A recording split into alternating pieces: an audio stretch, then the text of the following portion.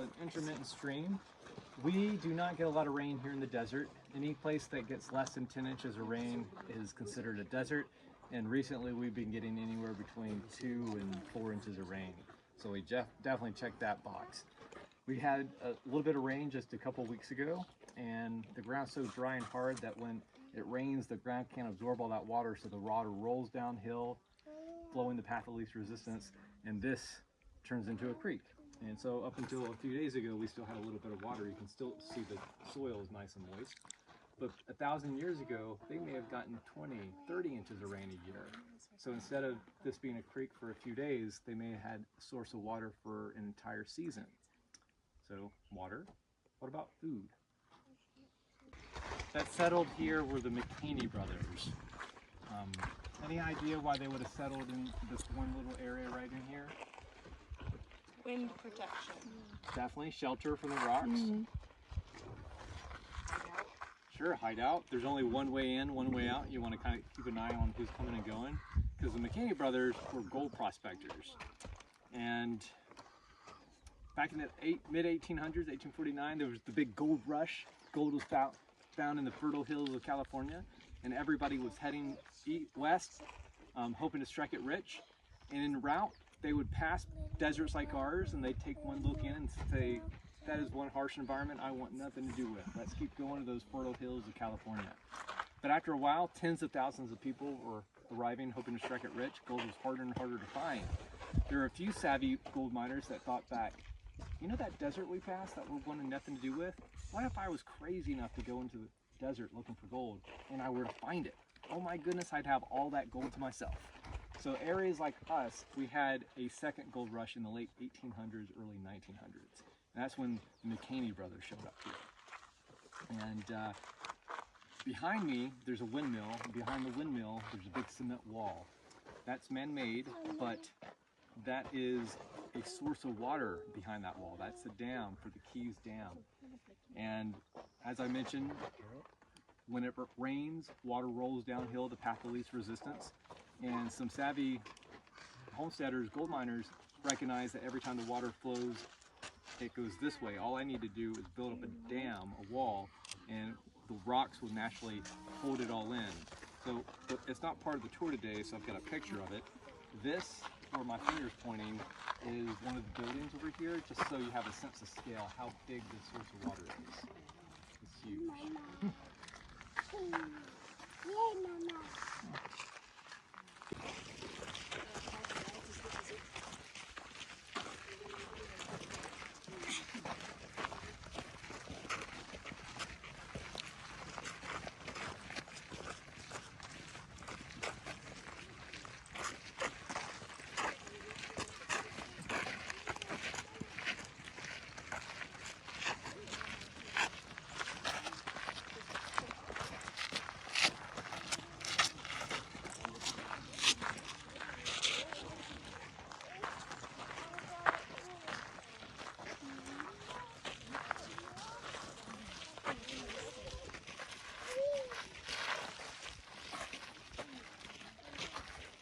See here is basically in a state of arrested decay. The Park Service took over this property in 1970, and immediately we said, okay, let's stop the clock. Let's keep everything the way it was when we found it. And so we're not reconstructing anything, we're simply reinforcing what's already out here. And so we have preservationists that come out here routinely just to kind of touch things up, repair a few things, that way everything remains standing. And Bill Keys arrived here in 1910, and in 1918, the investor, his boss, died owing him money, and Bill Keys was able to get this property in lieu of the money owed him. And then he lived out here until 1969 when he died. So he was out here for nearly 60 years. So everything that you see here didn't spring up all at once. Originally there was just like a 2-room shack, 1 room for sleeping, 1 room for cooking. And then you built onto it. As new innovations and new inventions came along, Bill Keys would say, only the best for Bill Keys. And so I'll try my best to point out things that, when they popped up, around a certain time frame. And then also Bill Keys amassed about 1,000 acres through the Homestead Act. and he had 30 different mining claims. And so when the Park Service took over this property, we moved a lot of the mining equipment to this place for safekeeping so it wouldn't get vandalized or worse, stolen. So I'll point out things that weren't original to this location. So I've said homesteading a couple times. Anyone care to define what the Homestead Act was? Still standing. Before you step inside, let me just take a peek in here. Yeah, making sure there's somebody who has a barn, attic, garage, basement, similar to this one.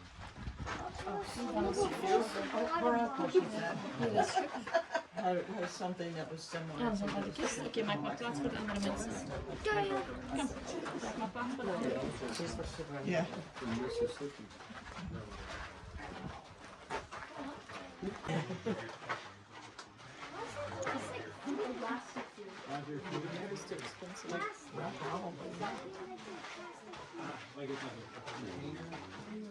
You could use that.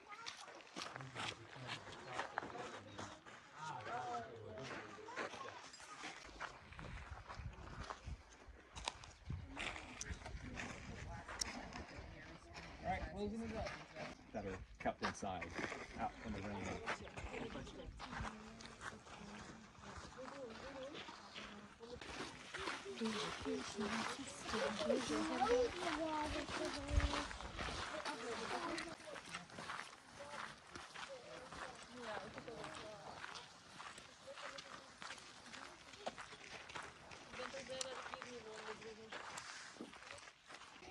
What's the amazing garden? My corn? And so running a ranch, gold mining, being a cattleman, farmer, it's a lot of hard work. He could pay somebody maybe 5 or 10 cents a day to work the Spencer, an old maid, yes. Went in, waltzes in Bill Keys, he woos her, tells her about how he owns all this property, all these gold mines. She marries him, he brings her out here sight unseen. Now this building that you see here, that cabin was not there. It's like that 2-room shack I was mentioning.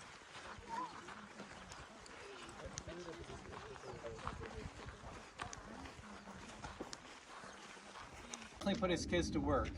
The oldest boy, Willis, he came back and talked to rangers and told stories about growing up here at the ranch. And Willis said that when he was 7 years old, his dad gave him a pistol and a carton of ammunition and said, "I'll give you a penny for every 2 critters you find munching on our vegetables." And this over here is one of Bill Keys' inventions. I mentioned how necessity is the mother of all inventions. So this is one of them. Any ideas what this item is? This and this are connected.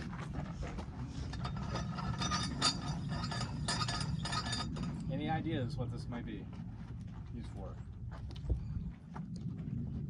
Splitting wood. Good guess. We'll see that invention in just a moment. That's not a wood splitter. Stretching out something. This is a back stretcher. So Bill Keys, he would work hard from sun up to sundown. His back would be aching. So at the end of the day, he would lay out on this back stretcher, his head here, grab hold of these posts as he stretches out his legs. It would be one of the kids' jobs to take this loop, a rope, put it around Dad's ankles, and start cranking, stretching out his dad's back. So.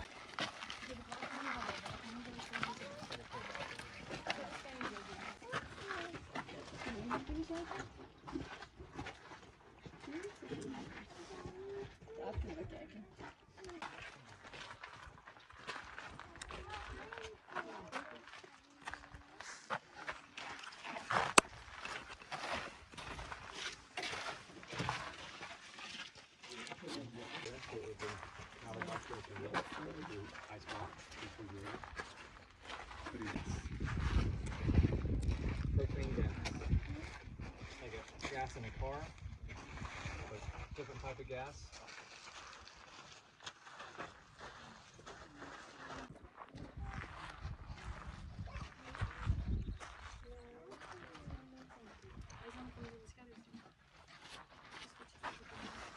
The general store, and they'd open it up to friends and neighbors, and they would sell their canned goods. And so I'm going to open up this door. Do not go inside because this place is also infested with mice. But at least with the door open, you can have a peek inside. Exploit the land, the natural resources for your survival. So who thinks that the Park Service and Bill Keys got along? So I mentioned how he raised cattle. He would let his cattle graze, and so he took a old Model A Ford metal roof and soldered it onto his Jeep.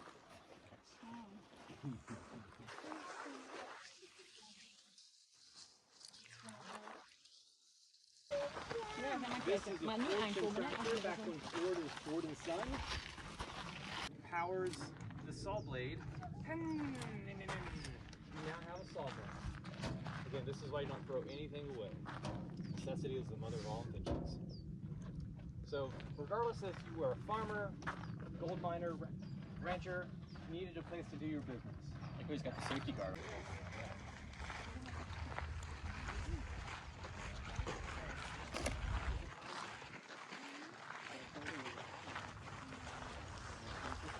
He wasn't just raising cattle, he was raising all types of animals. And knowing Bill Keith, he would put up a sign that said, rabbits for sale, for pets or meat. If you were paying, he didn't care what you did with them.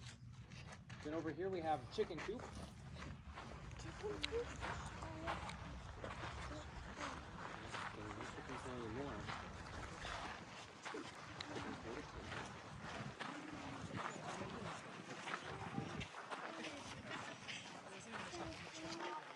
Next to the chicken coop, we have one of the many rusted out vehicles out on this property.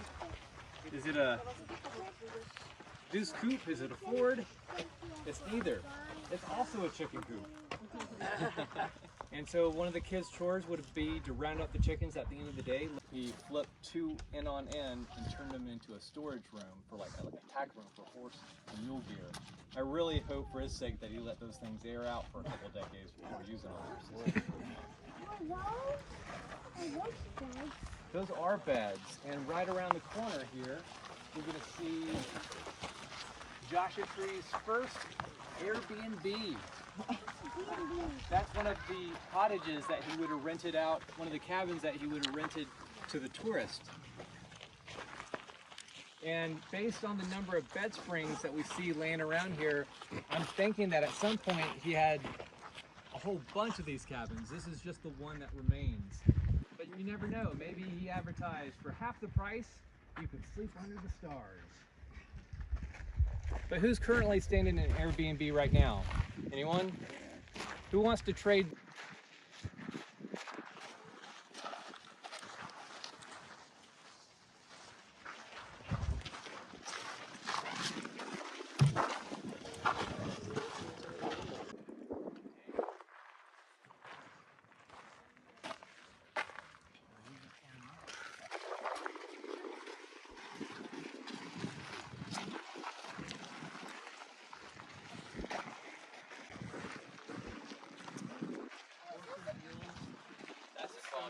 Right there. Absolutely. Maybe he had it at one point, maybe he scavenged it from somebody who left it behind. And, you know, you hold on to them. This one is off limits, but if you ever look into the corner, somebody used to build his dams or other areas.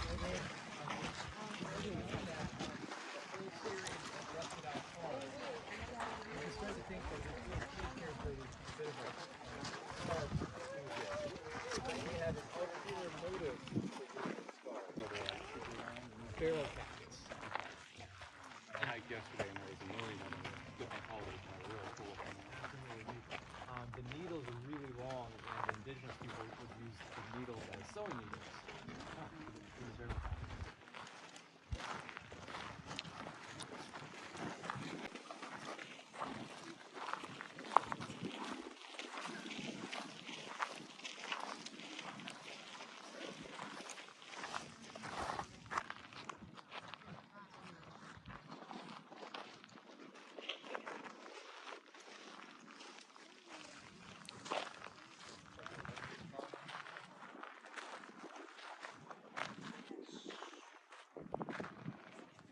this is one of those times where you say they don't make them like they used to.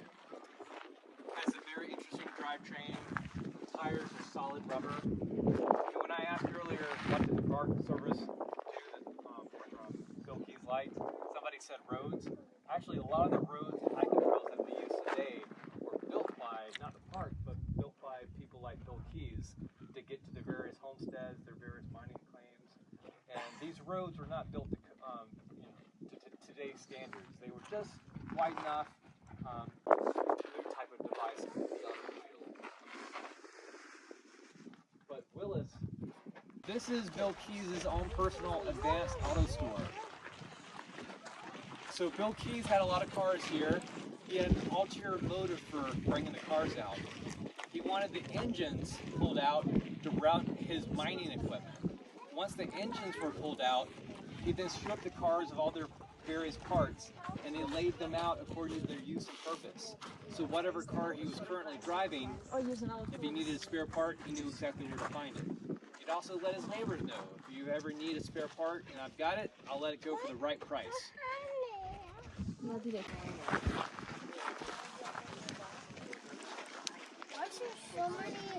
This was originally close to Banning, where 62, Highway 29, and I-10 meet, and this is where he would have gotten mail. And then when 29 Palms became much of a up-and-coming city, he moved it to 29, and then we moved it here for safekeeping so it would get vandalized or stolen. But what is one item that the Keys family would have been eagerly anticipating arriving in this mailbox? Any ideas? Keys, I'd be surprised if he filed taxes. But today we have this thing called Amazon. We can order anything under the sun with a click of the button, and the next day or two it delivered right out of our doorstep. But before Amazon, back 100 years ago, they had something else. Sears. The Sears and Roebuck catalog, absolutely. So they would have gotten that catalog in the mail. I could imagine the family sitting around the dinner table with that catalog open, their eyes as big as dinner plates, looking at all the things they could order and bring out to the ranch.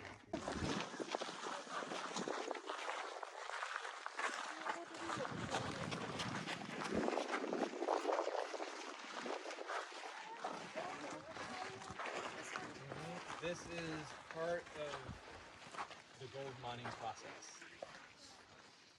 I grew up in the southeast, and whenever I would go into the Great Smoky Mountains, I see little tourists, see a lot of rivers or creeks.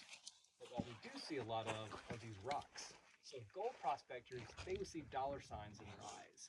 These rocks are comprised of minerals, mainly quartz, feldspar, but occasional gold. And so gold mining was a trial and error thing. You would crush some rocks, if you didn't find any gold, you move on to another pile of rocks. And then this log would be a chain, and attached to the train would be a rock that's hardier than the rocks that you want crushed. And as the horses walk around dragging this rock would grind against the rocks that you want crushed. And after a day, the rocks would be ground into a nice powder. And that's where you bring in your heavy metals. We were talking about the cyanide back there. You would make a slurry with those heavy metals. You would coat the crushed rock. If there was any gold there, it would stick to the heavy metals. You'd then burn the heavy metals off, and what you had left was gold. So this was a somewhat efficient method of rock crushing, but horses, they need to be fed, they need to be watered. So that's when a stamp mill. This is what you pulled the engines out of the cars to run. We got some car engine over there, and the way this works is you drop your rocks into this hopper, this box, and this stamp is basically a big hammer. It goes up and down, powered by that engine. And one rock at a time comes down under that hammer and just gets crushed. So this thing would run 12, 14, 16 hours a day. And if you produce an ounce of gold, by golly, that was a productive day.